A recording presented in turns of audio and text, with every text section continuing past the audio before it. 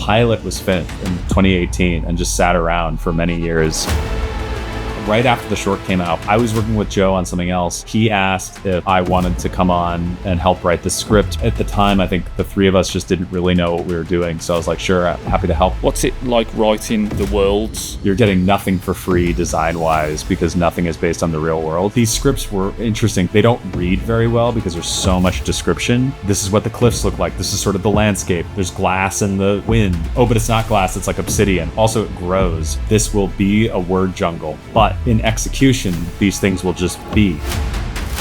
I think that writers, as a culture, it makes you feel like more of an imposter. I think because the material that you're working with is so cheap. How would I ever consider myself a professional writer? No, how you make stuff with your friends is actually exactly how people make things professionally. There's no difference. The industry is looking to people on YouTube for how to make things. There's solace in the idea that I don't think anyone really knows what they're doing.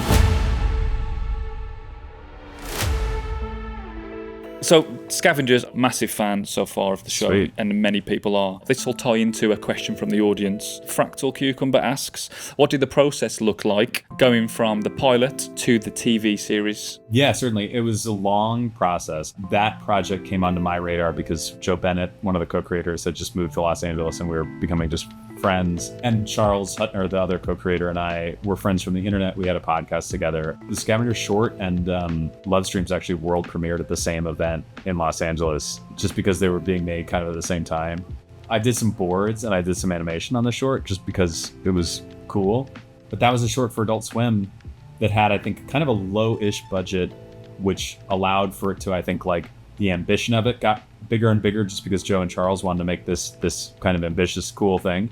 And it was just so good. I mean, even when it was just an animatic and it had tent music, I remember it had like Philip Glass tent music for the kind of revelation part. And it was so awesome. You know, a small group worked on that together. Jonathan Dejab Benkada, who went on to direct episodes, he did some animation for it. But then it happened where right after the short came out, we were working on the pilot. I was working with Joe on something else. And he asked if I wanted to come on and help write the script because I think when it was moving to an actual TV pilot, it had to go through this slightly more formal process. You know, at the time, I think the three of us just didn't really know what we were doing. So I was like, sure, I'm happy to help. So we wrote the pilot and then Adult Swim produced the pilot. And this is a long time ago. It's like 2018. So the pilot was finished, which is now the first episode of the show, was finished in 2018 and just sat around for many years as mergers happened, as decisions got made. And then finally, when it all became HBO Max, they were like, okay, we're going to pick it up. It came in steps still. We wrote scripts 2 and 3 first, and that kind of had to go through like an approval process before we got the full green light for the series. But then once it got greenlit, you know, I don't know, it went through a fairly traditional process, but we wanted to make it in a really particular way. And I would say everyone was very friendly with how we wanted to make it. And I think it was because, first of all, by the time we were making the series, we had the pilot, which went through also its own sort of different process of like almost being made more like an independent animation of like, let's freelance out, you know, rough animation and pre-production, something that doesn't really happen anymore, layout department, try and just do as much of that as possible. You know, Charles is this incredible comper himself, so he recomped like a huge chunk of the show. So the pilot then became a really good demonstration along with the short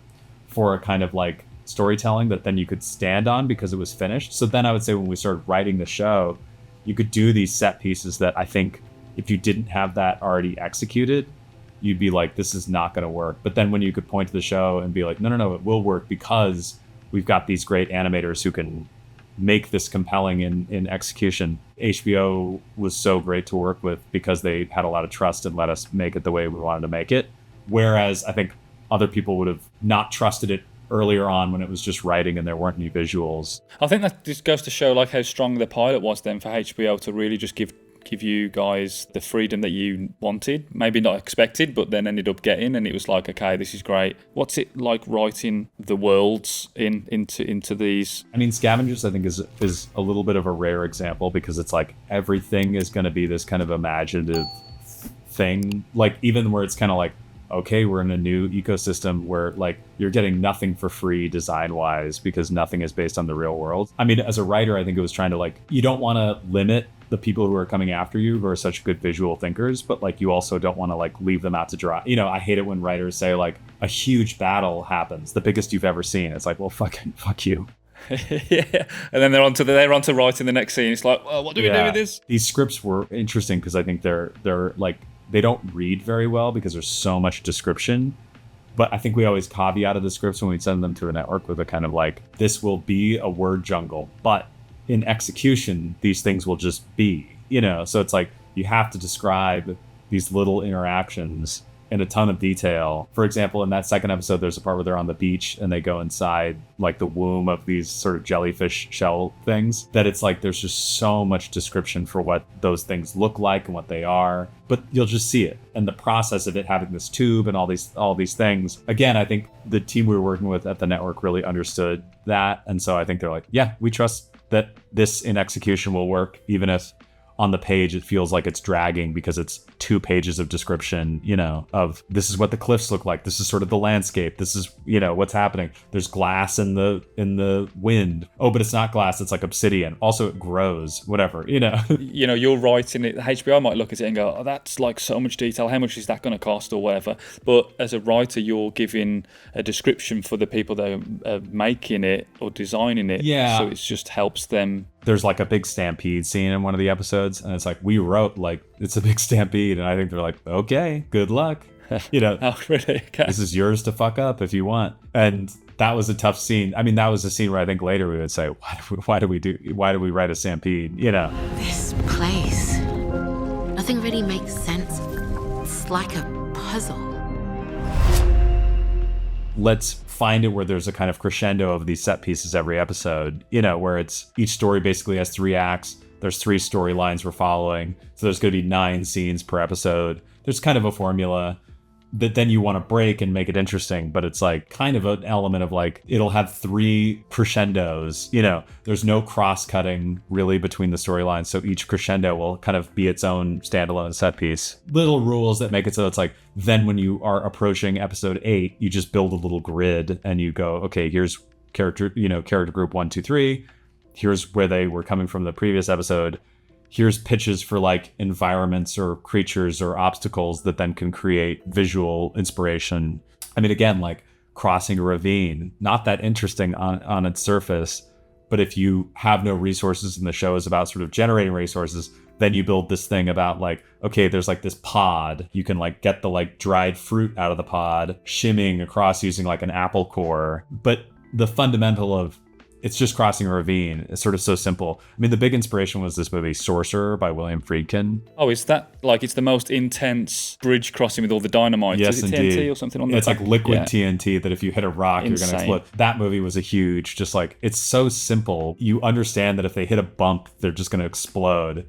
So everything is tense all the time. It's great. It is a really, really tense scene. A lot of your projects you write and direct. Is it part of the package as a writer? It depends. I'm writing a lot more for others right now. I mean, since Scavengers, that was an interesting experience. And then I directed episodes on this new show that we just finished at our studio called Common Side Effects. That's a new show from Joe Bennett and this other creator, Steve Healy. It's coming out on adultswim in 2025. So I directed on that and didn't write. These days, I think there's stuff that I write where I'm like, I now feel like I'm friends with directors in animation who are so good that I'm just like, oh, I don't need to direct. There's people who are just better than me at directing. I mean, same with even animation itself, where I'm like, I'm a decent animator, but now that I've met really good animators, I'm like, oh, the pressure is off a little bit. And I feel a little bit the same about directing, where writing feels like it's become sort of the thing that feels special, and I feel at ease in that space. For example, I wrote a short that's about like 9/11 conspiracy theories. It's like a coming of age 9/11 conspiracy theory movie. It's a 27-minute short that I am directing just because it's like part of writing it is wanting to direct it. If something is written in a way that's kind of uncompromised by me, it'll have these elements that feel like they're in my directorial style, like chat and technology and all this kind of shit, that I'm like, oh, this is a thing that I feel like I'm good at directing as well as writing. Like for Scavengers, for instance, I really liked writing on that show. It was really fun. But the style of world was, I think, for a director who's got a really like imaginative design sense and sort of building up visual stakes and stuff that just like isn't quite what I would say I do as a director. Do you prefer to work with the same kind of team? Now that we have a studio, we work with the same teams a Of lot. course. Yeah, so like a lot of the people who worked on Scavengers then have worked on common side effects and other things. And like, for example, the composer from Scavengers also was the composer on I Am a Robot. It's one of these things where I feel like you work with people who you just like hanging out with. There's always new people coming in because I feel like it's like, I mean, so much of it is discovering people on the internet. When somebody makes an animated short that everyone in our studio really loves, we'll almost always just reach out and be like, what are you interested in doing? There's new stuff always because people are always making good shit. And I feel like at the studio, it's like 100% of recruitment is through Instagram, you know? And it's like, as much as I think Instagram is like brain rot, you could look at someone's profile for 30 seconds and be like, oh, this person could immediately slot into Scavengers based on how we work and based on how it's obvious they work. And maybe that's the advantage of like being animators on top of being like writers, is that you're like, oh no, I also know enough about the craft to know this person's insane and they'd be good at XYZ and could fit into this production, and maybe not this one, but yes, this one. Halim Wade /unmasked said, how do you overcome imposter syndrome? I definitely have imposter syndrome. In fact, I think that writers as a culture prop up more. As a culture, it makes you feel like more of an imposter. I think that because the material that you're working with is so cheap and everyone can do it. The imposter syndrome of how would I ever consider myself a professional writer, for example. Or I feel like animation is more specialized and the craft is actually really difficult. So it's easier to overcome, I think, like elements of that, maybe. I think that everybody feels it. And actually, it's been reassuring since I think for me, the big one was like making stuff on my own. And there's this other side of the world that makes things professionally. And I sort of felt like, oh, I'm like not serious for not participating in that side of the world. And now I think that I've stepped more over into that side of the world. It's reinforced a feeling like, no, how you make stuff with your friends is actually exactly how people make things professionally. There's no difference. If you have a delineation in your head about like the industry versus not the industry, all that shit is collapsing. It seems like the industry is looking to people on YouTube for how to make things, you know? Yeah, literally. Yeah, there's solace in the idea that I don't think anyone really knows what they're doing. I wouldn't say imposter syndrome comes up as much as just feeling like you suck and you're an idiot and the last thing you just got lucky on. I mean, like, I'm writing an episode 2 of a show right now. I'm in the part where I go, that's so funny, I figured it out on part 1, and I guess I used up all my juice on that one because the second one fucking sucks and I'm an idiot and I'll never get back to where I was on that. Imposter syndrome, I think, can sometimes be synonymous with just feeling like you suck, although I do think those are slightly different feelings. But I feel like when you go through it a bunch of times, you can start to anticipate, like, this is the process. This is the part where I know it's going to feel like shit. It's like the Martin Scorsese thing about the rough assembly makes him throw up every time. That everything has that where you're like, I'm a genius. This new idea is great. Then you actually put stuff on the page and you go, actually, I'm a big fucking idiot and I have no idea what I'm doing. And then, you know, I think it's just not giving up, because I think it's like every process is going to involve parts where you suck and parts where you feel lost. But if you don't go through that valley, you'll never come out the other side. So Definitely. I don't know, but I also think it's just, you know, doing it a lot. Experience always makes you not an imposter. The people who I think are imposters are the people who think that they're great, but they don't have enough experience. Even if they're sort of brilliant at something, experience trumps like sparks of inspiration every time, because I think so much of everything is process more than my first draft of my script is fucking perfect. It just never happens that way. So would you be concerned, Sean, if you were to write episodes and it just went perfectly and everything was fine and there was nothing that went wrong? That would be a worry, I imagine. It's part of the process to hit these brick walls. Yeah, I think if you were doing that, what you would secretly be fearful of the entire time is that you'd finish it and then you'd go, oh, there's actually a bunch of shit in here that I should have seen earlier. Because I think whenever I finish the first draft, I'll know that it's bad, but I'll be so tunnel visioned that I need readers. Like, that's part of my process where I'm just like, I can't see the forest for the trees at a certain point. But then I feel like it's like, give it to one other person. Give it to someone who isn't a professional writer and they'll tell you everything that's wrong with it, because you can watch a movie and know that it sucks, you know? And I think that people often will be like, I can tell you what the solution is, but I can tell you what the problem is. Everyone can tell you what the problem is. I mean, this is again why I think being a writer is easier than being an animator in certain ways, because it's much easier to not be precious about the material. So like, I'm writing a first draft now. I will probably rewrite 90% of it. There's parts of it that I think are working well. There's parts of it that I know aren't working, but I don't know the solution yet. I need to just get it all down for then somebody else to kind of go like, here's the diagnosis on it. The second someone says it, I feel like you can always go like, I know in my heart that this person is right. Or you go, this person's full of shit. They don't get it. They're wrong. Both of those things can be positive for reinforcing like, oh no, I'm right about this. I just need to like double down and do it. Or this person's right and I need to totally change it. It's a process, but I think everyone, even seriously high up people, feel like I have no fucking idea what I'm doing. No, brilliant. That's a great insight. That's part of the process. And you might be stressing one week going, I just can't get it. I can't do this. But just step back a little bit, see a different perspective. Totally. It could help massively and go, you know what, I'm going to go for a walk.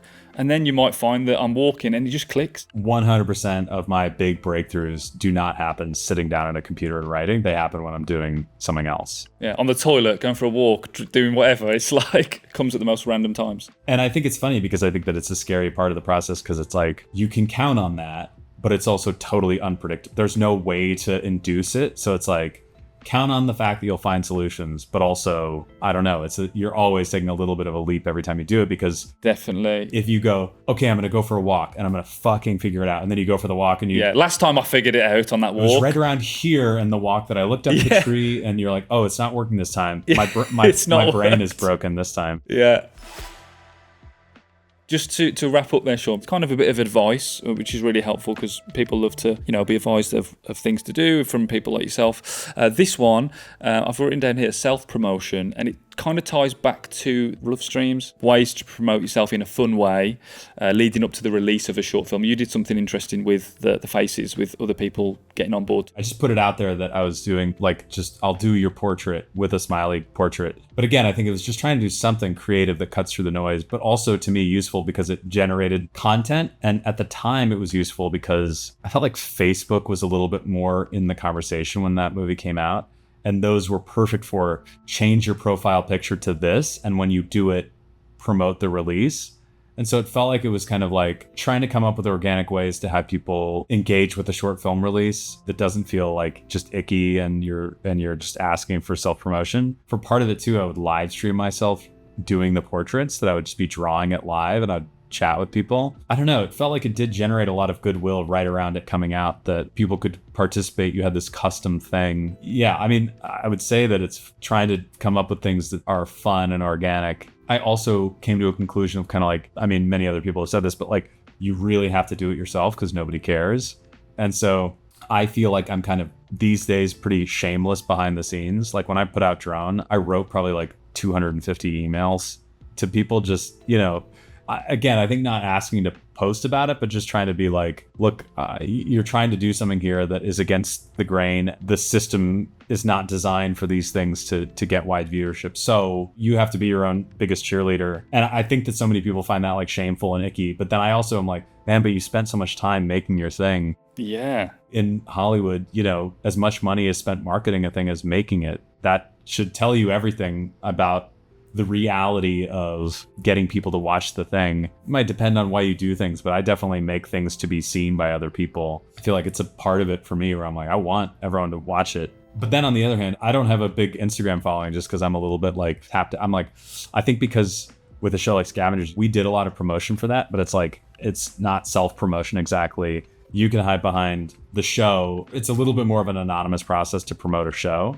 but it's almost the exact same work as putting an independent short out there, I would say. We did like a little in-studio Scavengers Reign war room. What are organic ways to promote this that can just get the word out? I guess like try to make it as fun as possible, as fun as making a thing can be. So why not? No, definitely. I mean, if I was to have written something, directed it, it's got animated, it's out there and I wanted the world to see it, what top bit of advice would you do to just get it out into the world in 2024? I would email everyone. Email everyone. No, I routinely will write emails with a link to the short of people who I admire and who I think would like it, who I don't necessarily have a relationship with. When it's at its most like precious of like, I just finished this new short. I'd love for you to check it out. No, I need you to post it. No, nothing. Just I would love to engage in a conversation with someone who I think might be artistically aligned. I mean, in terms of promotion, I don't know. I know there's a million ways to try doing stuff. There's all the tools out there. It also just seems like it's so algorithmically driven these days. But like, I don't know. I would say what I usually do for each new iteration is I look at a thing that to me had a successful path. Oh, this short is kind of like my short. It came out in the last 6 months. It was successful in a way that looks very appealing to me. What path did it take? Let me try to like download some lessons. Oh, there's this design blog that features work that kind of looks like this. Oh, there's this Twitter account that seems like it would be really aligned with what I'm trying to do. I mean, for example, like I released Drone on this website, Le Cinema Club. They do this format where it's a weekly release. Sometimes the shorts only go up for a week and then they're gone. They're permanently offline. And it just was a milieu of filmmakers that just I really liked. It was kind of like a lot of live action stuff, a lot of documentary stuff. I was like, this is the audience that I would love to see Drone because it's a little bit different from the sort of typical like animation audience. I think I had a friend of a friend, but I just emailed them and said, you know, I don't know what the process is like, but I have this film. Could we chat? And then it did premiere on that website. And it's like, I don't know if that was the biggest numbers, but it was like really good engagement because it was the audience I was looking for. Yeah. So I think just knowing what you want and then going after it, where I feel frustrated maybe when it feels like a person doesn't know what they want, but they're insane about self-promotion. Then I'm a little bit like, well, don't use me, you know, or something. Yeah, no, I know exactly what you mean. I think there's a happy medium where you seem like you're really engaged and it's targeted and you're being thoughtful about it, but also everyone understands at the end of the day, if people send me a link to their new short, if I like it, I'll post it, you know, just because I like posting stuff. It's fun sharing stuff. Definitely. What about festivals? Because I know that you have entered into festivals. I imagine that's a good run. You entered Love Streams into Flatpack Film Festival, which is actually a fairly local film festival by us. Yeah. Nice. Yeah, Flatpack, they're really great. They've shown a couple of films of mine.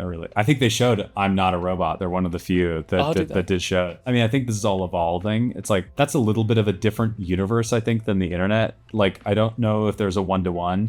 I think that getting into Sundance or Cannes is an entry point into the industry, so to speak. And I think certainly those like laurels have cachet on the internet for like prestige. But on YouTube, I would say you don't need that shit. I feel like everything feels like a little bit of a numbers game of like, you should just submit to everything because why not, you know? But you feel being quite more targeted is more organic. Yeah, I think in Europe, festivals have a different cultural connotation and can lead to funding for your next project, where that's just not true in the States. But on the other hand, the Ottawa Animation Festival is happening this week, and I have been to that festival many times. It's great. It's where I've made a lot of like lifetime friendships. I leave LA to go there. And when I'm there, what you're up to artistically is the only thing that anyone, you know, they go, oh, I don't give a shit about the TV stuff you're doing. Tell me what you're into and what you're interested in. So I feel like I come back always from that festival feeling really like charged up with inspiration. And so it's like, is it the most important thing to my career? I don't know. That's not really how I think about it. You know, is it a meaningful experience that I'll remember forever? Yes. What's going on in Sean's future world? What are you up to? You mentioned writing for feature film. Where can people see, engage? All the socials, I imagine. Yes, socials. I'm usually good at keeping SeanBuckelew.com up to date, but it's a lot of stuff that I can't talk about because it's of course long gestating. But I would say Common Side Effects, the new show, I directed on it. Our studio produced it. I think it's fantastic. I really love it. Oh, God. My boss just said diarrhea on stage. I'm going to have to call you back. I hope that there's a big announcement for something soon, but I can't say right now. Oh, interesting. Well, we will keep our ears peeled for that. Yeah. We actually was introduced to you by, was it Christopher Rutledge, Steve? Yes, he did, and he was an incredible guest, and he was like, you've got to get Sean on if you can, that'll be amazing. So then we chased you up, and here we are today. So that's awesome. Yeah, Rutledge is such a homie. Yeah. He knows everybody. He's the connector of animators. He seems to. I would run into him at festivals, and then he moved to LA, and he lives like 5 minutes away from me now, so... Oh, really? Yeah, all very convenient. Yeah, like he's a guy I bumped into on the street, and he was with some Danish animator. You know, he's always got some. He's like, "Oh, this is my buddy who's a Houdini guy," and you go, "Oh, cool." That is so cool. Hanging out on the streets with other like-minded people and bumping into other people. It's very rare in LA to bump into people on the street. So when you run into Rutledge, it's extra special. And then you see two Houdini guys. The two. What are the chances? Sean, thank you so much. Here's the crowd. Thank you. We've got a live crowd, and we'll speak to you very soon. Amazing. Thanks, guys. Such a pleasure.